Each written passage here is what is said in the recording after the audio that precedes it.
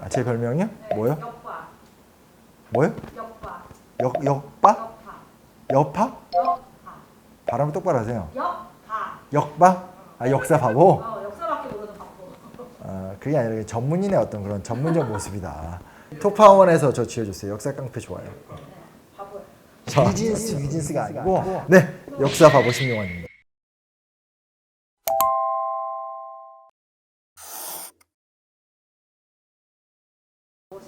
일단 제가 교련복을 입게 된 거죠. 그리고 머리를 빡빡 밀었고요. 빠따라 마셨고요. 내가 잘못하지 않았는데 연대 책임을 당했고요. 저는 거의 잘못하지 않았는데 항상 친구들 때문에 혼나고. 근데 이걸 왜 제가 이 얘기를 하냐. 우리 정책국장님도 똑같이 느꼈겠지만 군대 가면 똑같아요. 네. 군대 가서 소름 끼치게 느꼈어. 이 문화는 내가 중고등학교 때 우리 학창시절 문화인데 그래서 저는 군대 생활 잘했답니다. 수월하게. 익숙한 문화였거든요. 근데 뭐냐, 이 군사정권이 교육에 미친 영향이 두 가지거든요. 근데 쉬운 것부터 먼저 말씀드리면 전통 문화. 이때 무슨 말을 쓰냐? 민족혼이란 말을 써요. 보세요. 박정희 정권이 이게 쉽게 말하면 쿠데타로 시작된 정권이었고 초기의 명분이라는 것은 4.19 혁명이 불완전한 의거로 끝났다. 그래서 4.19 의거를 우리 5.16 군사혁명이 완성시켜준다. 이게 명분이었거든요. 근데 이제 이게 장기 집권이 되잖아요. 장기 집권화가 되면서 박정희 정권에서 신경 썼던 게 뭐냐면 박정희 정권에서 이제 민족 문화를 강조하기 시작해요. 우리의 정통성이라는 것은, 왜냐면 혁명 얘기나 민주주의 얘기는 할 수가 없잖아요. 본인의 정권적 취약성이 크니까. 쿠데타 뭐 그거 좀 그렇죠. 근데 그 다음에 삼성기원 유신으로 가버리니까 민주주의 얘기 못 하는 거예요. 그래서 민주주의를 얘기하지 못하는 자리에다가 민족혼을 집어넣고 거기에 전통문화 강조가 들어갑니다. 그 결과가 뭔지 아세요? 그 결과가 광화문에 있는 이순신 동상, 그리고 도산서원 성역화, 그리고 이건 정말 생뚱맞은 건데 동학농민운동의 지도자였던 전봉준 장군, 동학을 혁명이라고 불러주는 평가를 가요. 그래서 한국이 되게 웃긴 게 뭐냐면 사실 대다수의 역사학자들은 현재 교과서 용어도 그렇지만 동학농민운동이라고 하지 혁명이라는 단어 잘 안 쓰거든요. 근데 우리나라의 가장 보수적인 분들도 전봉준 장군, 동학혁명이라는 말을 쓰고 굉장히 역사를 진보적으로 해석하시는 분들도 동학혁명이라는 말을 써요. 묘한 공통점이 있어요. 근데 여튼 중요한 게 뭐냐? 어떤 민주주의라는 단어를 이야기하지 못하는 시대에 전통문화를 끌고 와서 전통문화의 가치를 많이 강조를 했죠. 지금 오늘날 우리나라 사람들이 그 전통문화 되게, 특히 조선시대 얘기 되게 좋아하잖아요. 이것도 여기 영향을 받은 거예요. 이 교육적 결과라는 거예요. 어렸었을 때부터 때 되면 경복궁 가고 때 되면 이순신 배우고 쭉 배우고 나니까 결국 사람들은 거의 교과서에서 배운 걸 그대로 가거든요. 나는 교과서를 그렇게 생각하지 않아. 이건 내가 갖고 있는 의식의 문제지 나의 무의식은 사실은 교과서적 지식으로 다 박혀 있단 말이에요. 근데 보면 저 이제 방송 중이니까 이렇게 시청률 다 보면 사람들은 조선시대 얘기 제일 좋아해요. 이게 이때부터 생긴 문화인 거예요. 그래서 그런 게 하나 있다는 것도 알아두실 필요가 있고, 근데 따져보면 이것도 지금 유혈항쟁 이후에 민주화가 됐음에도 불구하고 전통 문화를 비판적으로 바라보거나 전통 문화를 극복하거나 이런 문화 같은 게 없잖아요. 왜냐면 오히려 강화시켰죠. 김영삼 대통령이 그 조선총독부 건물을 부수면서 경복궁을 재건하잖아요. 이런 것처럼 강화가 됐고, 그래서 최근에 나오는 안 좋은 현상이 극단화 현상이 일어나요. 극단적인 게 뭐냐면 고종이 나라 그지같이 했었는데 일본이 들어와서 우리나라 신분제 해방에도 근대국가 됐어. 이런 식의 극단적 주장이 횡행을 하는 거죠. 그러니까 우리 안에 사실은 이 소위 말하는 군사 시절에 만들어 놓은 전통문화 강조에 대한 비판적 의식이 선순환적으로 자리를 잡아서 공존 경쟁을 해야 되는데 그렇게 못 간 거죠. 그래서 최근에 이상한 또 모습도 나타나는 것도 지켜볼 수 있고요. 또 하나는 근대화예요. 근대화. 재밌어요. 당시 문교부 장관 윤천주와 권오병은 아젠다를 뭐라고 하냐? 조국 근대화를 위한 전진교육. 일단 전진교육하니까 군사 느낌 나죠? 그리고 문홍주 장관은 근대화를 위한 인간교육과 생산교육을, 이런 말을 써요. 즉 조국 근대화라는 게 아주 핵심적인 거고, 조국 근대화라는 게 뭐겠어요? 경제성장, 먹고살이가 최고다. 그래서 이 교육이라는 것은 먹고살이를 위한 시스템으로 안착이 돼야 된다는 게 이 시기 때 완전히 특정이 딱 돼버리는 거예요. 그러니까 우리는 눈앞에서 그냥 뭐 경부고속도로가 놓여지고 아파트가 세워지고 와 밖에 들은 대단하다. 이거는 기성 지금 이제 돌아가시는 할아버지 세대들의 어떤 문화라면 그게 이제 사실 교육제도를 통해서 내면화가 되는 거죠. 무릇 교육이라는 것은 국가 경제를 살려야 된다. 뭐 이런 식의 어떤 그런 생산주의 교육. 이때부터 무슨 단어가 처음 등장하냐면 기술교육이라는 단어가 처음 등장해요. 그래서 이제 옛날로 말하면 저희 시대 때 있었던 상고, 공고 뭐 이런 개념들이 또 이때 등장하게 되고, 또 하나 중요한 게 68년에 그 대통령령 1651호로 장기종합교육계획 심의회 규정이라는 게 처음 만들어집니다. 이게 뭔 얘기냐? 5개년 경제개발계획 그런 거 아시죠? 지금부터 5년 동안 경고 업! 지금부터 5년 동안 중학공업 업! 이 어떤 대통령과 모든 관료들이 막 집중해서 뿜업시키는 문화. 이게 68년에 교육정책에도 들어가게 된 거예요. 이건 굉장히 중요한 치명타예요. 왜냐면 여태까지 나머지 것들은 주로 문화적인 이야기고 분절점으로 분명히 사회革명이 있었단 말이에요. 근데 사회革명이 실패한 거잖아요. 쉽게 말하면. 실패한 상태에서 드디어 국가가 경제성장만 장기적 플랜을 짜는 것이 아니라 교육구조도 장기적 플랜을 짜기 시작한 거예요. 이게 사실은 굉장히 심대한 문제를 일으킨 거죠. 그래서 제가 언제나 뭐 얘기할 때 얘기하는 게 유신 이후에 박정희를 보는 것이 아니라 60년대 때 박정희가 만든 정책을 봐야 된다고 얘기하는 게 이렇게 되면서 국가의 모든 정책들이라는 것은 그러니까 교육정책이라는 것이 기관을 잡고 국가가 주도해서 뭔가를 다 만들어서 옆에 있는 사람들은 간섭할 수 없게 되는 거죠. 이렇게 되니까 교육 자체는 불가능한 거죠. 그러니까 뭐 외국에 우리 이런 얘기 하잖아요. 뭐 유럽에 가면 교육부 장관이 없다. 그리고 뭐 교과서가 없다. 그리고 교과 내용은 선생님들이 알아서 한다. 그 지역에서 알아서 한다. 교과서에 있다면 그건 자료집이고 참고용이다. 수능을 위한 몇 가지 기본적인 것들은 있지만 나머지는 뭐 한다. 이런 얘기 하잖아요. 그게 가능한 이유가 뭐겠어요? 거기는 지방자치나 지역 활성화라는 게 너무나 오랜 기간 뿌리를 내렸기 때문에 가능하다는 얘기인 거죠. 근데 우리는 원래도 그 기반이 약했는데 결정적으로 60년대 때 이 상황을 거치면서 완전히 거세가 되는 거예요. 이거를 우리가 가장 구수하게 기억하는 건 이장님. 우리 저기, 이거 너무 옛날 건데. 뭐 전원일기 같은 데 보면, 너무 대추나무 사랑을 대표님 역시 나랑 같은 또래니까. 뭐 나오잖아요. 이렇게 방송에서 막 김씨 전화 받으세요 하면 그래서 이장님이 마을을 이렇게 알아서 하잖아요. 그 이장 제도, 즉 마을마다 이장들이 그 지역 공동체를 관리하는, 즉 농촌 구석구석마다 다 관리하는 제도가 다 박정희 때 완성된 거거든요. 그래서 이게 좀 결정적이다라는 것도 우리가 좀 기억할 필요가 있고, 그래서 곧 근대화는 무조건 좋은 것이고, 근대화는 곧 경제성장이고, 교육도 국가 경제성장을 위해서 봉사해야 되고, 국가는 이것을 위해서 교육제도를 독점해야 된다라는 것이 완결적 구조로 만들어지게 된 게 이때다.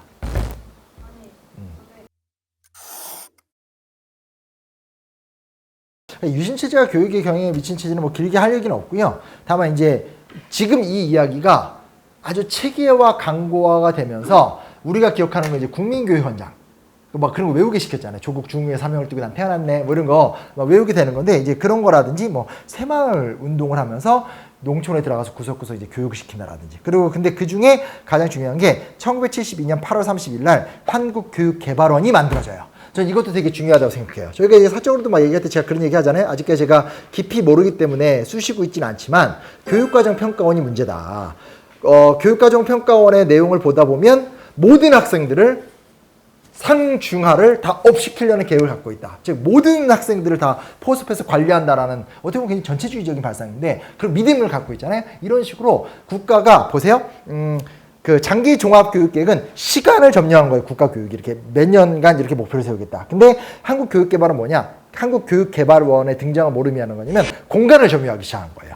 두 개를 다 점유한 거죠. 세상은 시간과 공간으로 이루어졌잖아요. 장기적 전망도 국가가 설계하고, 그리고 지금 교육부 장관을 중심으로 해서 만들어진 교실의 공간의 모든 것들을 교육개발원의 지시사항으로 하달해서 운영하겠다. 이 두 가지가 만들어졌기 때문에 박정희 정권기 때의 이 어떤 시스템은 지금도 하나도 바뀌지 않았다. 이거 좀 주목해서 볼 수 있는 거죠. 되게 참 웃긴 게 우리나라 사람들이 이승만 대통령은 그냥 무시하고 별로 신경 안 쓰죠. 박정희 대통령은 주로 칭찬 위주로 가고 전두환, 노태우는 요구 위주로 가요. 참 신기해요.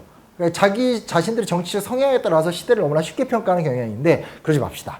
그 시대 맥락을 봐야 되고, 우리 지금 교육을 따지는 거잖아요. 전두환, 노태우 때 정말 중요한 게 하나 있습니다. 전두환이 12.12 군사반란과 5.18 민주화운동 진압 이후에 제5공화국을 세우잖아요. 자, 근데 그러면서 만들어진 신헌법의 29조 5항에 중요한 말이 나와요. 국가는 평생 교육을 진흥하여야 한다. 이 말이 왜 들어갔는지는 좀 더 연구가 필요하지만 여튼 이게 여파가 굉장히 큽니다. 왜냐면 헌법에 국가 교육이 이제 학생 교육이 아니라 평생 교육으로 확대가 되게 된 거고, 그러면서 이 결과로 1987년에 방통대를 중심으로 해서, 물론 그전에도 방통대 있긴 있었는데 방통대의 교육 기능을 강화하고 꼭 방통대만이 아니더라도 사회 제반의 여러 사회 교육을 확충시키거나 학위 취득을 다양화시키는 과정들이 이때 만들어지게 돼요. 그리고 1990년, 이 노태우 때거든요. 1990년 12월 27일 이때 뭐가 만들어지냐? 드디어 KBS가 운영하던 교육방송을 국가가 인수를 해요. 그래서 분리 독립을 시켜요. 그러면서 드디어 1990년에 교육방송이라는 것이 국가 교육기관의 한 수단으로 딱 등장을 하게 되는 거죠. 결정적인 사건이에요. 표준의 사건이에요. 전두환 노태우 정권기 때 가장 좀 중요한 변화는 두 가지인 거죠. 사회교육, 평생교육 시장이 열렸다라는 것들. 또 하나가 이제 교육방송 시장이 열리면서 정부가 또 다른 매체, 즉 미디어를 매체로 교육을 통제하는 권력을 갖게 됐다. 이렇게도 볼 수 있습니다. 그러니까 지금 보면 얘기하다 보면 이게 역사가 이렇게 누적되고 있다는 걸 확인할 수 있는 거죠. 김영삼 정권기 때 5.31 교육개혁이라는 게 열리게 되고 그걸 김대중 정권이 대부분 수용하는 과정을 통해서 오늘날 시스템이 만들어지는데 김영삼 대통령 자서전 읽어보신 분 계세요? 제가 이 얘기를 물어볼 때 읽어본 사람이 아무도 없죠. 전 읽어봤습니다. 김영삼 대통령 자서전 5권이에요. 벌써 되게 많아요. 그래서 자기의 민주화 운동사를 3권을 정리하셨고 그 대통령 통치 5년을 2권으로 정리했는데 사실 개혁의 아이콘이었잖아요. 근데 생각보다 이 교육 정책에 대한 이야기는 거의 안 나와요. 그러니까 자기가 추진했었던 수많은 개혁 중에서 교육개혁은 굉장히 좀 작게 편성이 되어 있는데 근데 본인이 어쨌든 그걸 주도했었던 사람이기 때문에 어떻게 나오냐면 김영삼 대통령의 자의식 속에서 새로운 교육개혁의 핵심이 뭘 것 같으세요? 여러 이유가 있겠지만 핵심은 세계화예요. 세계화. 네. 지금 신자유주의 속에서 이념의 경계가 무너지게 되고 자본이 전 세계로 유통되는 가운데서 세계화 시대에 살아남을 수 있는 인재를 길러야 된다는 것이 핵심적인 화두예요. 그리고 김대중 정권 때는 우리가 잘 알다시피 외환위기를 수습하는 과정이었기 때문에 당연히 이 바통을 이어갈 수밖에 없어요. 그리고 외피적으로는 다른지 모르겠지만 사실은 김영삼, 김대중, 노무현, 이명박 지금까지 보게 되면 결국은 세계화라는 흐름 속에서 세계화의 흐름에 걸맞는 인재를 길러낸다라는 아젠다는 이제 바뀌지 않는 것 같아요. 그래서 그게 하나 굉장히 큰 화두로 볼 수 있겠고 거기에 더불어서 이 두 개가 붙게 되는 두 개가 뭐냐면 이제 교육 문제를 이제 민주주의 시대잖아요. 어쨌든 김영삼 대통령 민주투사잖아요. 그러니까 나 혼자 하진 않는다. 이제 문을 열겠다라고 하면서 이때부터 강조되는 게 두 개입니다. 그게 뭐냐? 하나가 교육위원회를 만들어요. 또 하나가 뭐냐? 교육자치, 그러니까 학교자치. 두 가지 개념이 이때 처음 등장합니다. 그래서 교육위원회라는 건 말 그대로 교육만 전공하거나 대통령이나 관료가 아니라 사회적으로 이 문제에 대한 여러 해법을 가진 사람들을 쫙 모아서 위원회를 구성하는 겁니다. 그래서 이 당시에 보면 김수환, 추기경, 강원용 목사 등등등 당시에 똘똘하고 똑똑한 사람들 다 모여요. 위원회를 만들죠. 그래서 이때부터 지금까지 대통령이 바뀔 때마다 교육위원회가 언제나 등장하고 교육위원회 위원장 갖고 되게 말이 많습니다. 근데 제가 이것도 나중에 말씀드리면 얘기하겠지만 이 교육위원회가 일본에서 따온 거거든요. 물론 뭐 서양에서도 있는데 미국 계열의 교육위원회랑 일본 계열의 교육위원회 두 개가 있어요. 근데 연구 결과 교육위원회는 성공했을까요? 실패했을까요? 다 실패했어요. 교육위원회는 성공한 적이 없어요. 그러니까 무슨 얘기냐면 외부의 자문위원들의 어떤 그런 입김이라는 것이 교육 현장에 못 미치는 거죠. 관료 체제와 교육 현장 체제가 굉장히 폐쇄적이라는 거예요. 그래서 교육위원회라는 것을 미국에서 사실은 이미 19세기 때부터 시도를 해봤는데 거의 성공하지 못했고요. 또 하나는 이제 교육자치 문제인데 교육자치가 두 가지예요. 하나가 학생자치, 하나가 이제 교사자치예요. 이것도 여전히 한계가 되게 명확하죠. 그래서 사실상 이때 개념이 등장하긴 했지만 실효적으로 봤을 때 교육위원회나 학생자치 혹은 교사자치를 통한 기존의 교육 시스템의 변형은 적어도 아직까지 이루어지진 않았다. 그럼 이제 여기서 이런 얘기 할 수 있어요. 그래도 정말 많이 바뀌지 않았냐, 좋아지지 않았냐, 우리도 노력하고 있다. 그걸 부정하는 건 아니죠. 왜냐면 물적으로 봤을 때는 지금 학급당 교실의 인구수라든지 그리고 교실, 저도 이제 학교 강의 가니까 학교가 갖고 있는 자산 같은 것들 보면 제가 학교 다닐 때보다 훨씬 좋거든요. 그리고 학교에서 여러 제도들을 통해서 이렇게 좀 더 우리 때보다 훨씬 더 좋은 측면이 많은 건 사실인데 가장 근본적인 측면인 거죠. 현재 크게 정리하면 두 가지, 이게 지금 마무리 발언인 건데 크게 정리한다면 두 가지가 뭐냐면 첫째, 교육의 목표가 국가의 목표 혹은 경제성장의 목표랑 얼마큼 관계를 맺고 있느냐. 하나의 화두. 두 번째 화두가 교육의 운영이 국가정책과 얼마나 붙어 있느냐. 이 두 개를 원래 우리나라는 조선시대 때부터 문화를 그렇게 깔아놨는데 그 두 개를 지금 이제 박정희 정권, 전두환 노태우 정권, 문민시대까지 계속 이어오고 있다는 거예요. 근데 그거를 교정해야 된다라고 나왔던 첫 주장은 문민정권 때 나왔었던 교육위원회와 교육자치거든요. 근데 교육위원회와 교육자치의 결과물이 기존의 소위 말하는 이 시공간을 점유한 국가와 경제성장이나 아젠다를 어느 정도 휘어놓고 부러뜨려놓고 깨져놨는가? 아니라는 거죠. 이렇게 되면 좀 정리해야 되죠. 제가 이제 역사앤교육연구소 소장이잖아요. 그리고 제가 또 실제로 학부는 사범대학을 나왔습니다. 성년의 역사 교육과를 나왔죠. 그리고 1학년 때 들었었던 서클도 교육부였어요. 이런 얘기를 왜 말씀드리는 거냐면 교육 문제를 표면적으로 따라가다 보면 이슈밖에 볼 수가 없어요. 그리고 지쳐요, 사람이. 왜? 잘 안 바뀌니까. 역사를 공부한다는 건 길게 볼 수 있고 크게 볼 수 있죠. 크게 보다 보면 가장 근본적인 문제점. 왜 윤석열 대통령은 반도체 인재를 기른다고 이야기를 하고 있을까? 우리나라 이렇게 많은 제도를 바꾸고 있음에도 불구하고 별로 바뀐 건 없을까? 그래서 좀 크게 봤었을 때는 국가가 주도하는 시공간 안에서 교육위원회와 교육자치라는 결과물이 현재까지는 성과를 드러내고 있지 못한 상태이다. 그리고 되게 속상한 건 적어도 한국의 원래 사교육이라는 것은 세상과 싸웠던 것이 사교육이었지 세상을 따라가던 것은 사교육이 아니었다. 그런 지점을 좀 생각하면 우리가 좀 새로운 변화의 포인트를 잡아볼 수 있는 좀 새로운 근거를 좀 마련해 볼 수 있지 않을까? 그런 의미로 이 시간을 준비해봤습니다. 나름 재밌지 않나요? 그런 분에 좀 오늘 좀 원론적인 시간을 가졌고요. 사교육 걱정 오는 세상 회원들이 구독자 많이 늘고 조회수가 늘고 인스타가 아니죠. 유튜브 수익료가 많이 늘고 막 슈퍼챗 내 채널이 아니니까 얘기를 막 할 수 있다. 막 하게 라방 막 때리고 막 이래버리면 앞으로 더 열심히 공부해서 더 많은 얘기 들려드리도록 하겠습니다.